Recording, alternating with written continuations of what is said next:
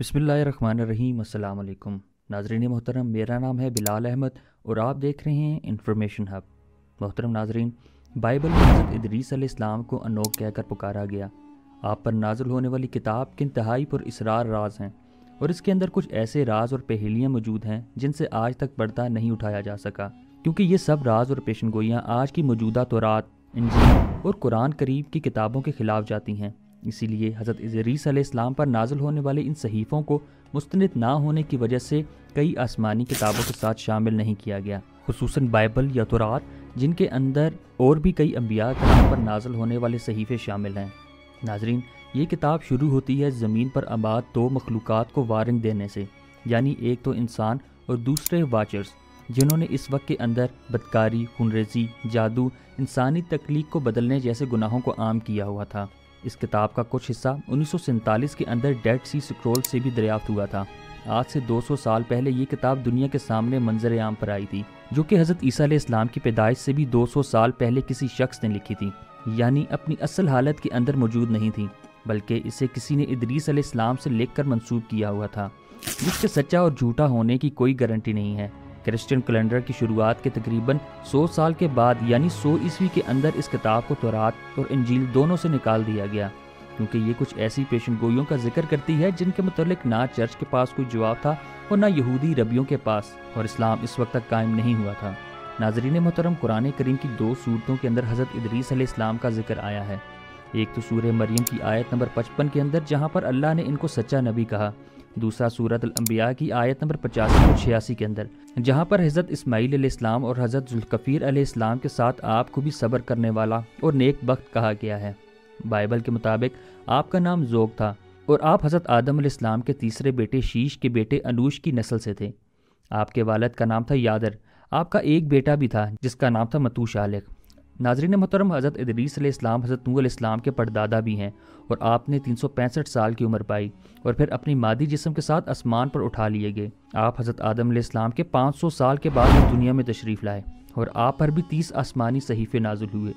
इन सहीफ़ों से मिलती जुलती मालूमात 3000 से 3520 यानी ईसा अलैहिस्सलाम की पैदाइश से भी 35 साल पहले कुछ मिट्टी की तख्तियों या फिर टैबलेट्स पर लिखी हुई मिली, जिनको कहते हैं सुमेरियन टैबलेट्स, जो ज़्यादातर आज के मौजूद इराक समेत इसके आसपास के मुल्कों से भी दरियाफ्त हो चुकी हैं, क्योंकि सुमेरियन तहजीब या इराकी तहजीब दुनिया की कदीम तरीन सिविलाइजेशन में से एक है और ये इंतहाई तरक्की याफ्ता मानी जाती थी, और इसी कौम ने पहली बार चीज़ों को लिखने का तसव्वुर दिया।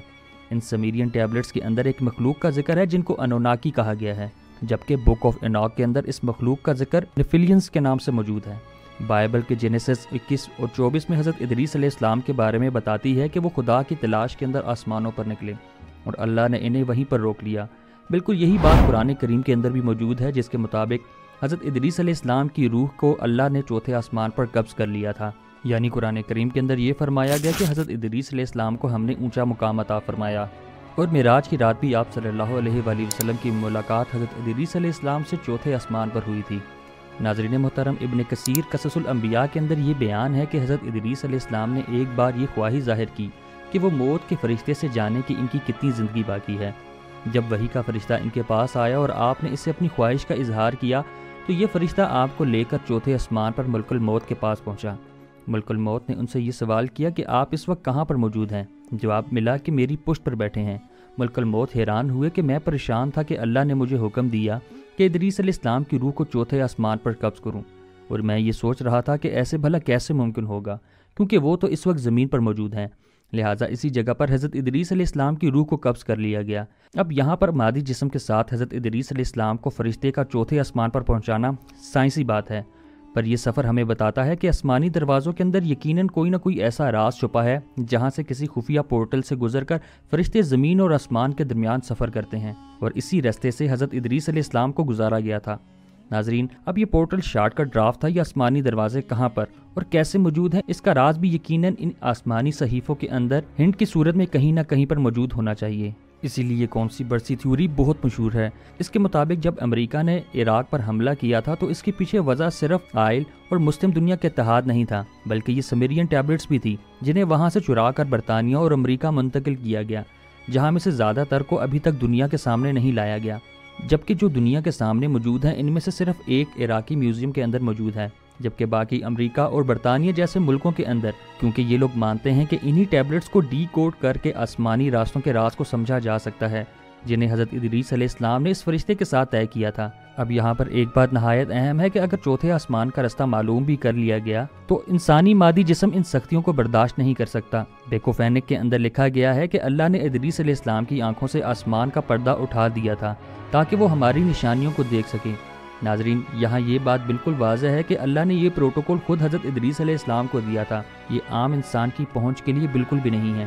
یعنی اگر آج کا انسان اس راز کو جان بھی لے تو وہ پردہ اس کی آنکھوں کے سامنے بالکل ایسے موجود رہے گا جیسے دنیا کے باقی انسانوں کے لیے۔ اب یہ پردہ موجودہ بلیک ہولز بھی ہو سکتے ہیں اور کوئی آسمانی دروازہ یا پھر کوئی پورٹل، اللہ عالم۔ ناظرین، بک آف انوک کو 5 حصوں کے اندر تقسیم کیا گیا ہے، جس کے اندر کافی حیرت انگیز دعوے کیے گئے ہیں، اور پہلا حصہ اس کا کہلاتا ہے بک آف واچرز، جو 300 سال قبل مسیح کے اندر لکھا گیا تھا، اور اس کے اندر بیان ہوتا ہے کہ آسمان پر موجود کچھ فرشتے جنہیں واچرز کہتے ہیں، حضرت ادریس علیہ السلام کے والد کے زمانے کے اندر زمین پر انسانی شکل کے اندر ایک پہاڑ پر اترے، اور یہ تعداد میں 200 تھے۔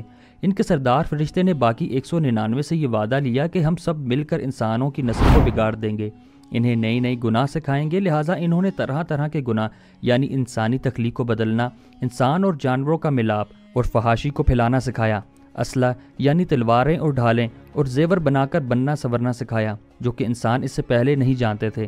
بک آف انوک کے مطابق عزازیل یعنی شیطان نے انسانوں کو تلواریں، خنجر اور زرہ بنانا سکھائی تاکہ وہ آپس میں لڑ کر ایک دوسرے کا قتل کر سکیں۔ کسی نے انسان کو قیمتی دھاتوں اور زیورات کے بارے میں بتایا تاکہ وہ خود کو سنوار سکیں، جس سے برائی اور بدکاری پھیلی۔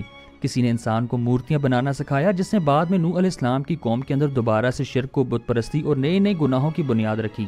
اسی مخلوق نے انسانی عورتوں کے ساتھ جنسی تعلقات بھی قائم کیے، جس سے انسانی جائنٹ پیدا ہوئے، جنہیں نیفیلیمز کہا گیا۔ جسامت میں انتہائی لمبے، انتہائی طاقتور تھے، اور ان کی عمریں بھی بہت لمبی تھی۔ انہوں نے باقی تمام انسانوں کا شکار کر کے انہیں کھانا اور ختم کرنا شروع کر دیا، یہاں تک کہ یہ کسی جانور کو بھی نہیں چھوڑتے تھے۔ اس کے بعد وہ آپس میں خود ہی لڑ کر ایک دوسرے کو قتل کرنے لگے۔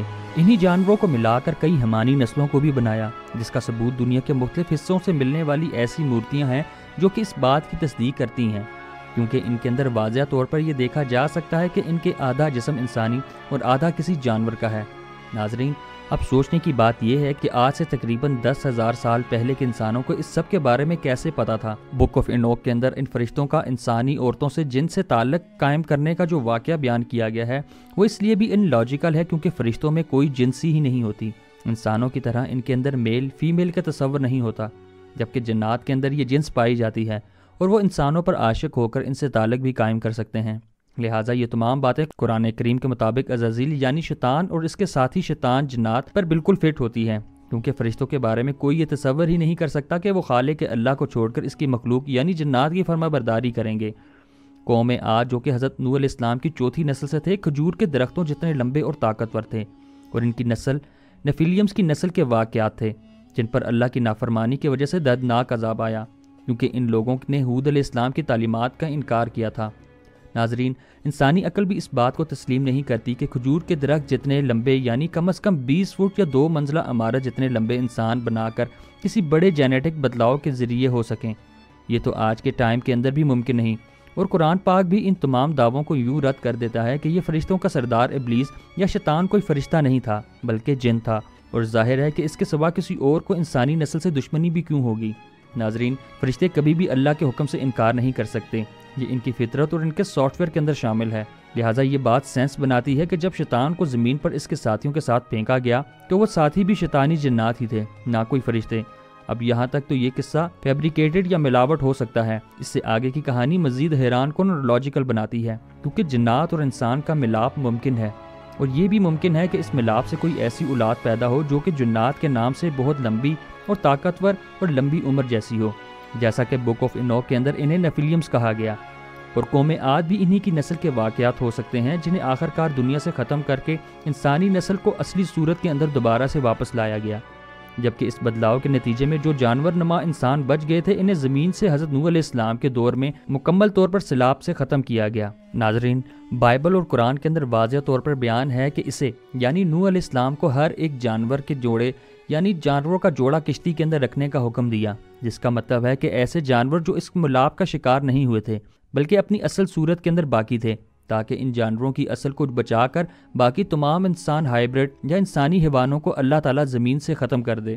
جیسے پانی کچھ چیزوں کو دھو کر صاف کیا جاتا ہے، بالکل اسی طرح اس ناپاکی کو اللہ نے زمین سے پاک کر دیا۔ بک آف انوک کے چیپٹر 37 سے 71 کو بک آف پروورب کہا جاتا ہے، جس کے اندر قیامت کے دن سرکش اور نافرمان بادشاہوں اور قیامت تک آنے والے واقعات کا ذکر کیا گیا ہے۔ اس چیپٹر میں ایک شخصیت کا قیامت سے پہلے آنے کا ذکر ہے، جسے سن آف مین یعنی انسان کا بیٹا، مسیح یا چنا ہوا کہا گیا ہے، یعنی حضرت عیسیٰ علیہ السلام۔ ناظرین، اس کتاب کا تیسرا والیوم کہلاتا ہے ایسٹرومینیکل۔ اس کتاب کے 4 حصے 1947 کے اندر فلسطین کے ڈیڈ سی سکرول سے ملے تھے۔ کتاب کا یہ حصہ ستاروں اور سیاروں کی حرکت اور ان کے مومنٹس کے متعلق ہے۔ وہ علم جو کہ حضرت ادریس علیہ السلام کو آسمانوں کے سفر میں اللہ تعالیٰ نے عطا کیا، اس سے یہ بات بالکل صاف ہے کہ حضرت ادریس علیہ السلام کا آسمانوں کا یہ سفر ایک بار کا نہیں تھا، بلکہ وہ کئی بار ایسا کر چکے تھے، کیونکہ اللہ تعالیٰ نے ان کی آنکھوں سے آسمان کا پردہ مستقل طور پر ہٹا دیا تھا۔ اس کتاب کا اگلا حصہ بک آف ڈریمز کہلاتا ہے۔ اس حصے کے اندر بنی اسرائیل کی تاریخ کے اندر یعنی آنے والے زمانے کی جھلک خوابوں کی صورت میں حضرت ادریس علیہ السلام کو دکھائی گئی ہے۔ ایتھوپین آرتھوڈکس کی شرٹس کے مطابق کتاب کا یہ حصہ طوفان نوح سے پہلے لکھا گیا تھا۔ اس کا اگلا والیوم کہلاتا ہے میسج آف انوک۔ ماہرین کے مطابق یہ حصہ تقریباً 170 سے 200 قبل از مسیح کے اندر لکھا گیا تھا، اور اس کو کئی حصوں کے اندر تقسیم کر کے دنیا کی تاریخ کو 10 ہفتوں کے اندر تقسیم کیا گیا ہے، جن میں سے 4 ماضی 3 مستقبل کے بارے میں بتاتے ہیں۔ اگلے حصے کے اندر کچھ نصیحتیں موجود ہیں جو کہ انہوں نے اپنے بیٹوں کو کی تھی۔ اس سے اگلے حصے کے اندر ہدایت اور گمراہی کے رستے اور گناہ کرنے کے انجام کے ساتھ ساتھ جنت اور جہنم کا بھی ذکر موجود ہے۔ بالکل اسی حصے کے اندر طوفان نوح کا ذکر بھی ایک پیشن گوئی کے طور پر موجود ہے، جس کا کچھ حصہ ڈیڈ سی سکرول سے ملا تھا۔ ناظرین، بالکل حضرت ادریس علیہ السلام یا پھر ان سے پہلے حضرت شیش علیہ السلام اور ان سے پہلے حضرت آدم علیہ السلام پر نازل ہونے والے صحیفوں کے بارے میں آج بھی کوئی شخص نہیں جانتا کہ وہ کہاں پر موجود ہیں اور کس زبان کے اندر تھے، اور اگر آج کے ٹائم میں مل بھی جائیں تو اس بات کی کوئی گارنٹی نہیں کہ وہ صحیح بھی ہیں یا پھر فیبریکیٹڈ ہیں۔ لیکن جہاں تک بک آف انوک کا تعلق ہے تو اس کے موجودہ نسخے حضرت عیسیٰ علیہ السلام کی پیدائش سے بھی تقریباً 200 سال پہلے لکھے گئے تھے، جو کہ اس کے مکمل طور پر سچا ہونے کا ثبوت نہیں دیتے۔ اور دوسرا، اس کے اندر موجود دعوے قرآن پاک کی تعلیمات کے خلاف تو ہیں ہی، لیکن ساتھ ساتھ تورات اور انجیل کے بھی خلاف ہیں۔ ان صحیفوں کو مکمل طور پر شامل نہیں کیا گیا۔ لیکن جہاں تک آدم علیہ السلام، شیطان اور اس جنات کا زمین پر انسانوں کو بہکانا اور ان کو گناہ کرنا سکھانا، انسانی تخلیق کو بدلنا اور طوفان نوح کے بعد زمین کو ان گناہوں سے پاک کرنے کی تمام چیزوں کو دیکھیں تو یہ باقی تمام چیزیں ہر اعلامی کتابوں سے میچ کرتی ہیں۔ لہٰذا اگر ہم قرآن پاک، تورات اور انجیل کو حوالہ بناتے ہیں اور بک آف انوک کو پہلے کی طرح جوڑتے جائیں تو مکمل ٹائم لائن ہمارے سامنے آتی ہے، اور تمام تر واقعات بالکل ایک فصل کی طرح حل ہوتے نظر آتے ہیں۔ سچ اور جھوٹ بالکل الگ ہو جاتا ہے، اور یہ واقعات بالکل لاجیکل بننے لگتے ہیں، جن کے بارے میں آج کی تاریخ کے اندر جاننا انسانوں کے لیے ضروری نہیں ہے، کیونکہ وہ تعلیمات اسی زمانے کے لوگوں کے لیے تھی۔ لہٰذا قرآن و حدیث کے اندر صرف وہ کچھ بیان کیا گیا ہے جو کہ عبرت کے لیے یا پھر نصیحت کے لیے ہے، یا پھر قرآن پاک کے ساتھ باقی تمام الہامی کتابوں کے ساتھ مطابقت رکھتا ہو۔ ناظرین، تو یہ تھی بک آف انوک کی مکمل تفصیل۔ امید ہے آج کی ویڈیو آپ کو پسند آئی ہوگی۔ ملتے ہیں ایک نئی ویڈیو میں ایک نئی ٹاپک کے ساتھ۔ آخر میں ہمارے اس چینل کو سبسکرائب، اس ویڈیو کو لائک اور بیل آئیکن پر لازمی کلک کیجیے گا۔ والسلام فی امان اللہ۔